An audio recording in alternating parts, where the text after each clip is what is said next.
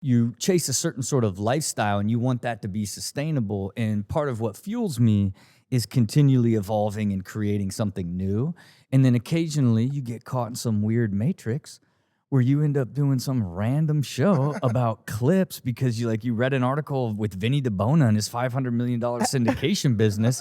And the next thing you know, you do like 2,000 episodes when you thought you'd do it for like, 50 or 60 episodes and get off MTV by 40. When I was 38 years old, I'm like, I cannot be on MTV when I'm 40. This is crazy. I'm the new Kurt Loder. That's me right now on YouTube. Look, no. I gotta get off YouTube, Look. And then you're almost 40. Hey, look, but then I changed the perspective when it was like, okay, how do you use MTV as a platform to create your next chapter, which is your business? And by using the show to build and sell the production company, that was like the first company I built and sold through my Dyrdek machine process. And then it gave what television meant to me a new perspective. It was like, oh no, you can combine both worlds. And now we're talking 10 years later, you know what I'm saying? I'm 48.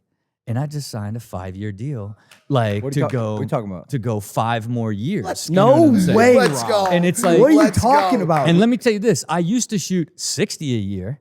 Then I ended up understanding the economics of the show. And keep in mind, I don't use agents or lawyers. I talk directly with the dude that makes the decision at Viacom. So we negotiate on the economics of the show, and which led to me reducing the cost of the show and then him picking up 168 episodes at a time instead of 30 at a time. Then they started airing more. Then it started being watched more. Then they wanted more. Then we went to shooting 252 a year. And now I'm moving to shooting 336 a year. What?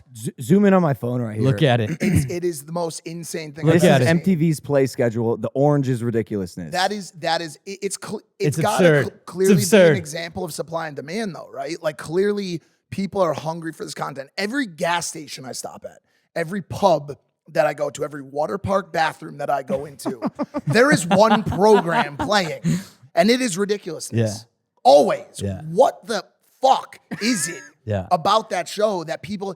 Can I guess? Do you mind if I guess what it is? Because in your spirit. I believe that we have moved to a culture of clip consumption. Yeah. Fast acting, quick hitting, short attention span clips. Your show was TikTok before TikTok. An algorithm of clips that garnered people's attention for short periods of time with a little bit of conversation and a little bit of questioning and laughing about it, and then on to the next one. You were this before that existed. Is that right? And you're lovable. Yay. Do you work for the government? No. But check it out though. Think about it. Like you're right, but think about it one step wider. Where that is the way that everybody consumes content in their regular lives. Or they binge high-end programming and Netflix and the streamers. It found this sweet spot right in the middle where you didn't want to scroll. You scrolled through your Instagram and your social as much as you could. You've watched everything on those streamers. Can I just sit and do something that takes no effort or energy to laugh at for hours at a time? Like, it's the in-between. That's what happened. Entire cable flattened out.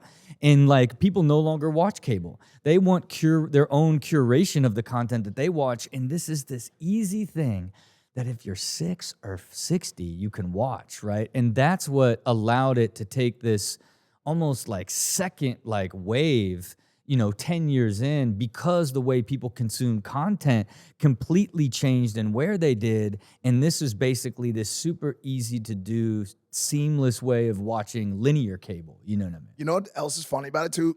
You guys, because of the personalities on the show, provide not only the content that would be consumed on a TikTok or Twitter feed, but also the comments that would sit below them. You guys are the comments. You, Chanel, everybody. You are the original reaction channel. Yeah.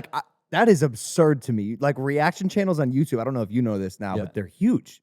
They're huge. Massive. And you and a few other people around that time were like the original, like, hey, this format works. Yeah. And this is interesting too. Do you own the IP of Ridiculousness? No. Okay. But why not? I'm curious. I'll tell you. So originally, man, like when I read the Vinny DeBona article, it was like, okay, we got to get this to syndication and get into the syndication business, right? So then we pitch it to all the networks first. Nobody would have it. And ultimately, when you do a show with MTV, you end up now like they own the IP. You're just talent. Interesting. So this is with all cable, right? There's no wiggle room on that? There's no wiggle room, but if you're creative, you can figure out ways to further maximize it, right? So really what I did was then I ultimately built a business around producing it, right? So then now, and keep in mind, I built and sold that business for 190 million, right? So it's like that is the scale of what I built inside that. And then you basically capture the margin by editing it, by finishing it, by the music. Then we built our own clip library to where like then we have all the licensed clips that we monetize in their own show. So you built all of these different sort of revenue streams in it, and then continued to grow the talent side, you know. But at the end of the day, like, unless like MTV wants to take that IP and monetize it beyond their own channels, which they never will. It's never going to sell. So you're not really. Like, So it's not like there is some crazy amount of money, because they would have never put it on television if I would have owned the IPs. So at the end of the day, I believe I maxed the amount of money and effort. Because keep in mind, you know, shooting 252 episodes of television a year is only 4% of my time, right? Like it's a very limited amount of time and energy.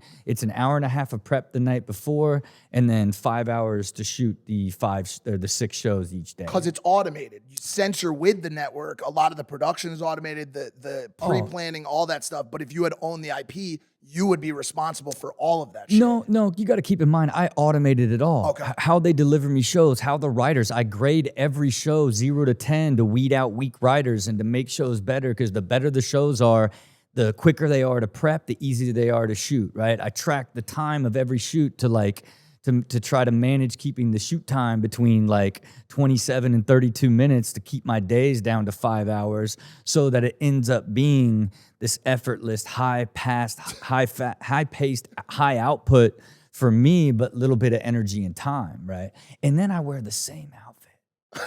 So I'm like stuck in time. You know what I'm saying? It could be Rob from Rob & Big, or it could be the 50-year-old. We don't know. It's the same outfit. It's like I'm not building a brand with ridiculousness. I'm like trapped in a box that it's always going to look the same. It's whether it was Infinite Rob. That's it. Again, you know, when I think about what the show means to me as it relates to, you know, and why do I continue to do it? It's like, because I make a significant amount of money for a very little bit of effort. And to the point, it's like a weird like improv art form for me. You know what I mean? Like I just go and like freestyle I'm like it for 30 minutes, and it's like, oh, you just did a flawless show where you just made everything up. You know what I mean? It's like, it's really just sort of this fun, fast-paced experience. But make no mistake, it is only for the money. You know what I'm saying? I mean, there ain't even... man, there is no like. That's why George says he comes here every day. You know, that's man. it. Hey, You think I'm actually friends with these schmucks? hey, then invest well. Invest well. That's well, brother. Enjoy it while it lasts, brother. Hey there, if you like the clip, make sure to subscribe or check out this recommended clip to my right.